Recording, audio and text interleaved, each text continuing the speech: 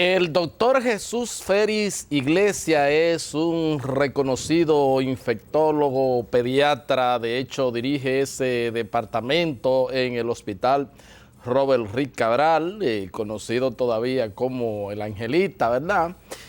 Por alguna gente ya mayores, y además es un alto dirigente del Partido Revolucionario Moderno y por supuesto agradecemos al doctor Félix Iglesias que haya aceptado esta invitación. Doctor, ¿cómo anda usted? Bueno, muchas gracias por la invitación.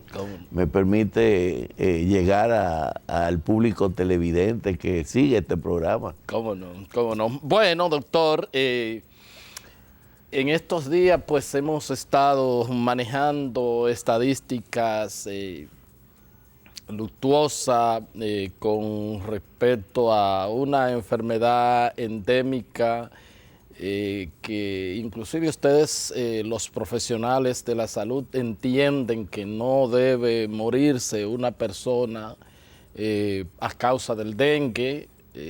Sin embargo, pues las cifras admitidas por autoridades oficiales superan las 50 y sobre todo el impacto en los niños que esto ha causado o causa o generalmente es una población muy vulnerable como en todo tipo de enfermedad. Y yo quisiera un poco apelar a su conocimiento de ¿qué es lo que nos falta para nosotros, sabiendo que tenemos esta enfermedad de carácter endémica en el país, pues mitigarla, que mueran la menos cantidad de personas? Bueno, realmente sí es una pena que la República Dominicana, nosotros los médicos de la República Dominicana, tengamos la cifra más alta de mortalidad de todos los países latinoamericanos. No es posible. Y esto... En dengue es la más alta. Sí, en dengue. En dengue, la mortalidad por dengue, la más alta de todos los países de América Latina es la República Dominicana. Wow. Pero esto se debe a la desorganización que la sociedad dominicana tiene, en todos los órdenes.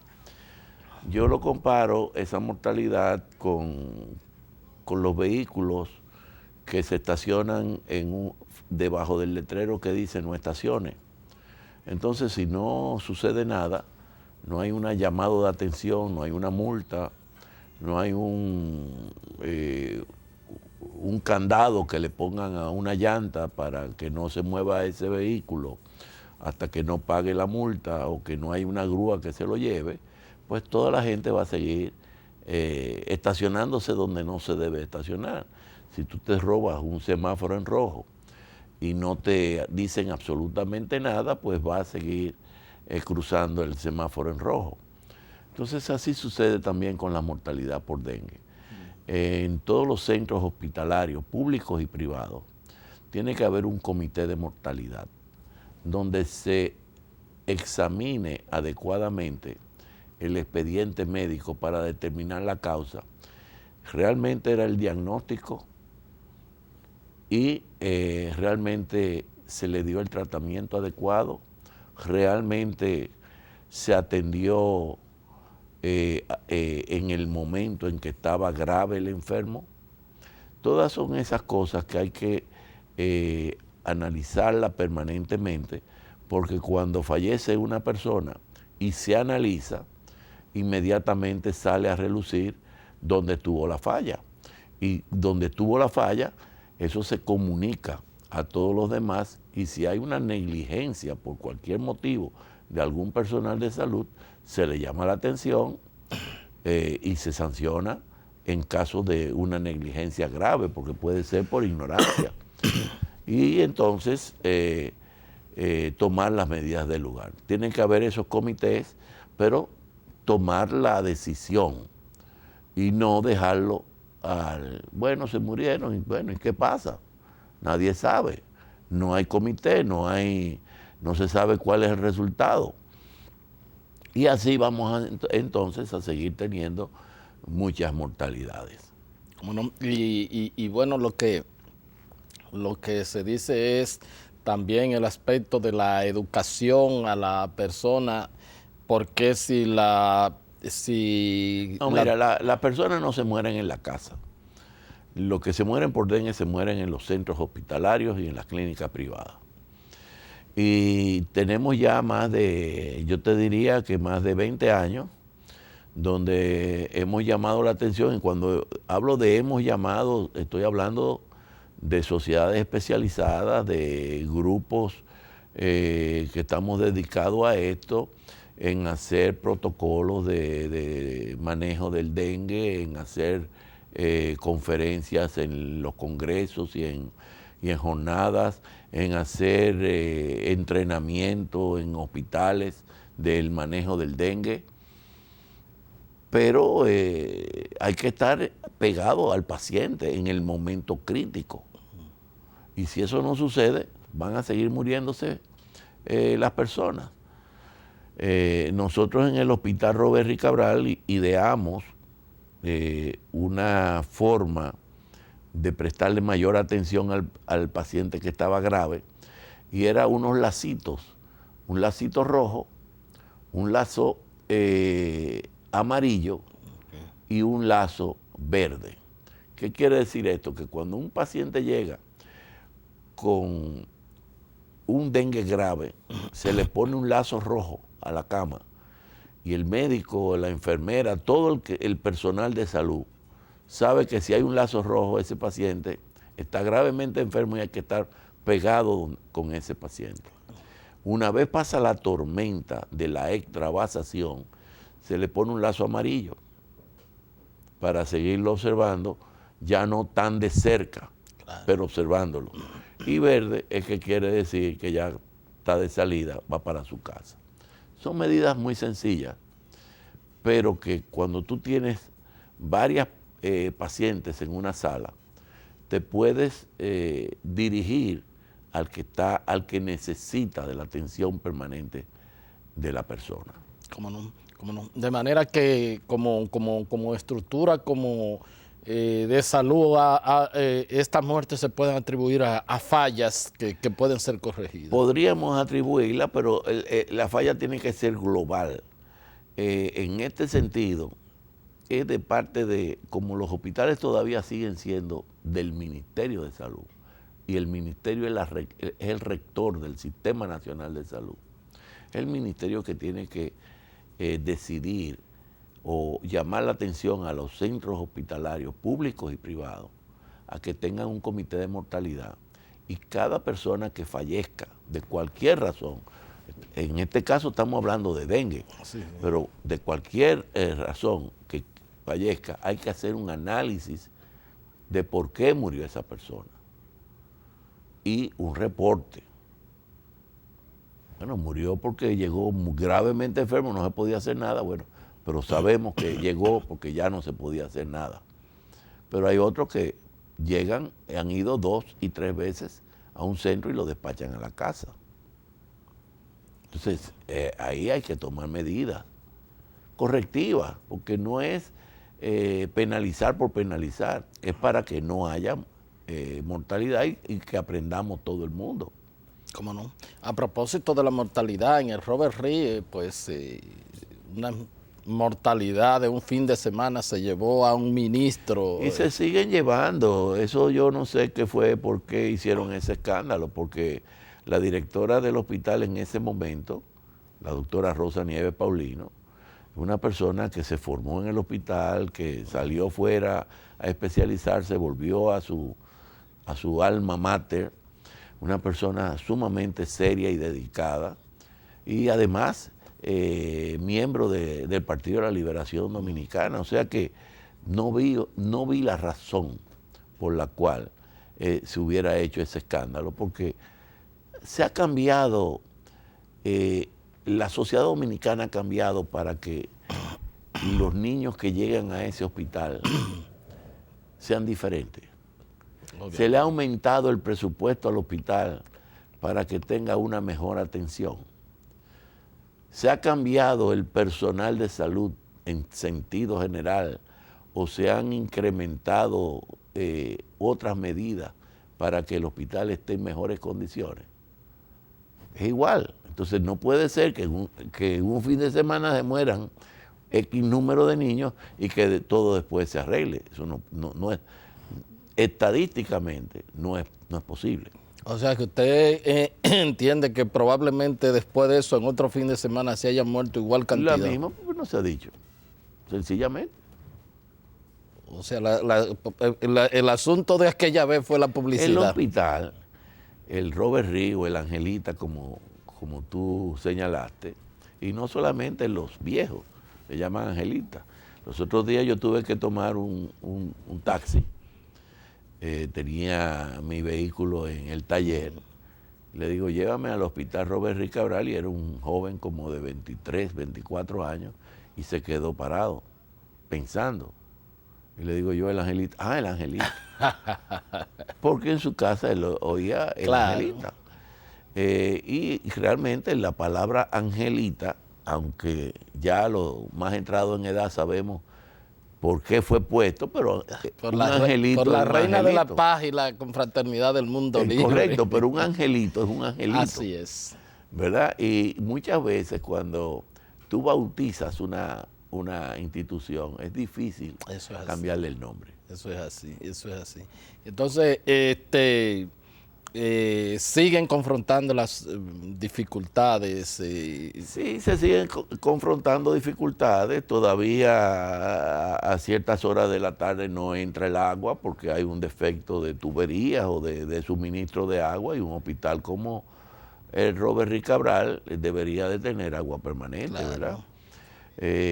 Hay dificultades, claro que tiene que haber. Además es un hospital, como algunos otros más del país, que son hospitales vanguardia. Al ser hospitales vanguardia, donde no se refiere a nadie hacia otro hospital, se trata de resolver la situación. Todo por lo contrario. Exacto. Lo que hacen es referir allá. Entonces, estamos abrumados de trabajo. Y siempre los que llegan al hospital son la gente o los niños más enfermos, donde llegan verdaderamente con enfermedades graves. Y generalmente también de personas más pobres. Eso. Y además de eso, además de eso. ¿Cómo no? Doctor, hemos visto que esto ya un poco sale del ámbito del trabajo de ustedes per se, pero probablemente así como se han producido muertes, también llegan niños lesionados producto de la negligencia de los padres. El pasado fin de semana 5 niños perdieron la vida en incendios en los hogares que sus padres lo dejaron abandonado. Luego el lunes mueren 2, uno que su padre lo olvida en un vehículo y otro pues que su madre la acuesta en un corral de 1 año y tanto, y entonces con un vaso plástico y se le entre boca y nariz y falleció. ¿Qué tan pronunciados son estos descuidos y estos Mira, accidentes? estos son accidentes y como tal, accidentes son. Sí. ¿Qué podemos hacer para disminuir los accidentes? Bueno, hay que hacer una promoción de salud permanentemente a través de los medios como este mismo programa. Es decir, tiene que haber una partida económica del ministerio para lo que es la prevención de salud. Y la prevención tiene muchas ramificaciones. Una de ellas es la educación no convencional, que es poder en spot de televisión o en la radio explicarle a la familia qué deben de hacer en las determinadas edades de los niños. Que no se hace, lo hacen los pediatras, muchos pediatras lo hacen, pero de forma individual, tienen poca clientela, porque cuando tú hablas de un país de 10 millones de habitantes, que tú tengas 1000 personas no es estadísticamente significativo.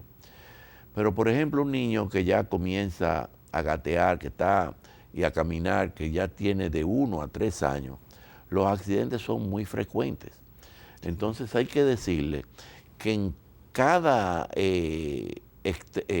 ¿cómo se llama? Enchufe eléctrico, en esa edad, si usted tiene un niño de esa edad, tiene que tomar un tape y ponérselo al enchufe eléctrico, porque él coge cualquier alambrito y por su sentido de investigarlo, está comenzando a conocer el medio que lo rodea, mete el alambrito por el enchufe y se puede electrocutar. Entonces, una cosa tan sencilla como esa te puede provocar tal cosa. Decirle a las madres que si no tiene con quién dejar al niño, el niño no puede estar en la cocina. Nosotros hemos hecho investigaciones y la mayoría de los quemados que van a la sala de quemados del hospital son porque una olla de habichuela caliente se cae del fogón y quema al niño, o una olla de agua hirviendo le cae al niño porque está gateando al lado de la madre está cocinando, tiene 3 ollas en un momento determinado y un accidente hace que el niño se queme. Pero la gran mayoría de los niños se queman, muchos mueren desgraciadamente o penosamente y otros quedan con cicatrices muy feas donde se tiene que invertir una gran cantidad de dinero tratando de salvar a ese niño, sencillamente porque el niño estaba en la cocina o en el patio alrededor de un fogón. Entonces, donde hay un fogón, no puede haber un niño. Así es. Y esas son cosas que hay que promoverlas a través de los medios masivos, que es donde las amas de casa de cualquier nivel la están escuchando, porque siempre tienen un radio prendido. Claro. El asunto Entonces, de las cisternas, del asunto todo, de la... es un plan, es una programación, no es una campaña, es una programación permanente para evitar esas cosas. Y así es como tú notas las diferencias estadísticas en un país organizado a un país desorganizado. Claro, y es una campaña que sale relativamente barata, porque que Correcto. cuesta inclusive a veces hasta, como dice usted, una campaña de radio que se puede hacer hasta por colaboración. O sea, ¿a qué productor de radio y de televisión no nos van a pedir algo así que nosotros con 1000 amores lo vayamos a pasar sin tener que... Exacto. Y entonces eso puede ser la diferencia entre la vida y la muerte. O sea, pero, porque por ejemplo... caramba, duele dejar 2 niños acostados solo con una vela encendida en un lugar y bueno, que encontrarlo y duele, y yo me imagino que para esos padres le queda un complejo de culpa para toda la vida. Para toda la vida, así es, así es. Doctor, entonces, en cuanto a la política de salud, de construcción de hospitales, de medicamentos, de todo, ¿cómo usted piensa que marcha? Mal, muy mal. Aquí hay que virar la política de salud totalmente. Estamos con los pies para arriba y la cabeza para abajo. En materia de salud. En materia de salud. Nosotros no podemos enfocar la salud con grandes hospitales de 3.º y 4.º nivel. Nosotros tenemos que enfocar la salud a partir de la atención primaria, es decir, tenemos que abrir las paredes de los hospitales y llevar la atención de salud a los barrios. Cada vez las ciudades son más populosas, ya acabamos de completar el niño 10 millones, ¿verdad? Por lo tanto, tú no puedes tener hospitales localizados en un sitio y las personas tener que ir a ese hospital tomando 2 y 3 horas para llegar a ese centro, o tomando 2 y 3 transportes para llegar a ese centro, dejando abandonado el trabajo o el cuidado de los niños, o dejarle el cuidado de los niños al vecino o a la vecina. Nosotros tenemos que llevar la salud a los barrios. Y eso es lo que se debe de hacer, además, con el nuevo sistema de salud del país, donde hay una seguridad social. La puerta de entrada tiene que ser el primer nivel de atención, donde tú resuelves hasta el 80% de todos los problemas de salud. Los resuelves ahí. Solamente el 20% es que requiere verdaderamente de un hospital de alta complejidad. Pero claro, tiene que haber un ordenamiento. Tú coges un barrio, Cristo Rey, y tú determinas qué cantidad de personas viven. Y dependiendo de la cantidad de personas, tú dices, bueno, yo voy a construir aquí en Cristo Rey 6 unidades de primer nivel de atención.